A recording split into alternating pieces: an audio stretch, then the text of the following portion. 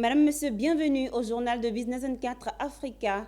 La République démocratique du Congo a marqué sa présence à l'Assemblée générale annuelle de l'Association des fonds routiers africains avec la participation active de Pierre Bundoki Ndongala, directeur général de FONER, Fonds d'entretien routier de la République démocratique du Congo. En marge de ces travaux qui se sont clôturés récemment à Abidjan, nous avons tendu notre micro au directeur général du FONER pour en savoir un peu plus sur cette société de l'État. Suivez. Nous sommes venus participer pour respecter nos obligations, pour honorer nos obligations par rapport à l'association, également pour échanger des expériences avec les autres membres participants, parce que telle est la mission de la FERA, un échange d'expériences et de bonnes pratiques entre les différents pays.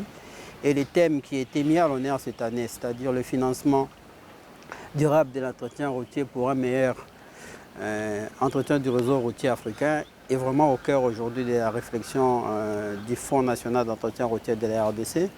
Je vous disais tantôt qu'on a été nommé à la tête de cette institution en octobre 2022 par le chef de l'État de la RDC. On a fait un diagnostic sur l'état du FONER.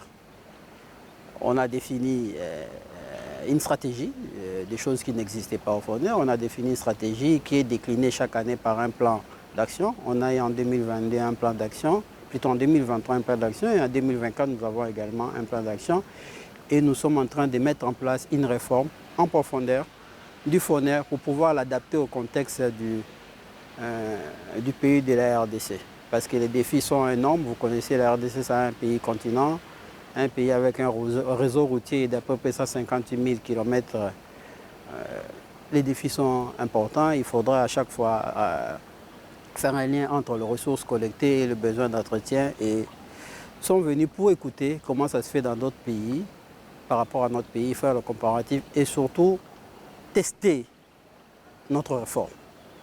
Ce que nous pensons faire en RDC, comment ça fonctionne dans d'autres pays, comment affiner davantage notre réforme. Et nous avons eu des informations importantes parce qu'il y a plusieurs experts qui sont passés, qui ont parlé. Parce que la base de notre réforme, c'est également la diversification des ressources du fonds. Parce que c'est le problème clé aujourd'hui de fonds dans l'entretien routier. Nous fonctionnons sur base de la redevance sur le carburant terrestre, qui constitue pour la RDC 95% de son revenu.